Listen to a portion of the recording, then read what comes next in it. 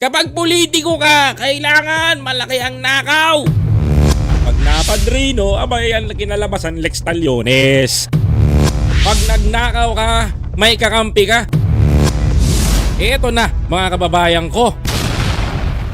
Former Chief Justice Antonio Carpio nagsalita na sa publiko. Mga kababayan, kaugnay sa inarchive ng Senado or planong ibasura na unconstitutional daw ng SC. Ano kaya ang palagay ng dating Chief Justice? Aba, malalaman natin yan mga kababayan ko. Panoorin nyo po ang video na to mga kapatid nang malaman ninyo ang buong katotohanan sa likod at sa labas ng di umano'y unconstitutional ng Senado at ng SC. Pwede ba yun? Panoorin nyo po ang video na to. Sakaling baligtarin ng Korte Suprema ang desisyon nito kaugnay sa articles of impeachment laban kay Vice President Sara Duterte, sabi ni retired Associate Justice Antonio Carpio, dapat simulan agad ng Senate Impeachment Court ang trial. Okay, dapat nga naman talaga. Kaso nga lang, sabi ko nga sa inyo, napadrino tayo sa loob court. Pag napadrino, abay yan kinalabasan Lex Taliones. Diba? Ang ganda.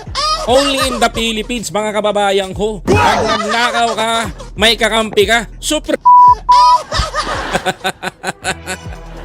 Ganyan na labanan ngayon mga kababayan dahil ito po ang nangyayari sa bansa natin. Sabi nga, naalala ko yung mga salita ni Cayetano.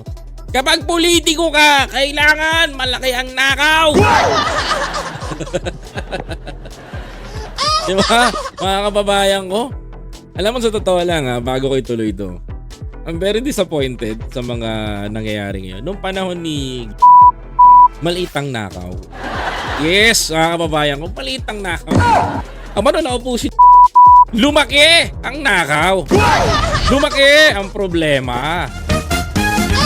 At higit sa lahat mga kababayan ko, tumindi ang kapal ng mga mukha nila. Diba? Ganyan talaga eh. Ako, opinion ko lang doon sinasabi ko. Because I am a taxpayer, also a Filipino citizen, and may karapatan ako dahil bansa natin to. Nire-remind ko lang sa mga basher ko, no? Baka pwede mag-subscribe na rin kayo para lagi kayong mabubuisit sa channel ko. Tuloy natin to mga kapatid. Sa tingin ng isang senador, hindi na magiging pahirapan kung muli itong bubuhayin mula sa archive. Ako sabi ko sa inyo, di pa ako nawawalan ng pag-asa. Di pa ako nawawalan ng pag-asa. Maybe, kung mabasura ngayon yan, pwede pa naman next year. Yes, pwede pa naman next year eh.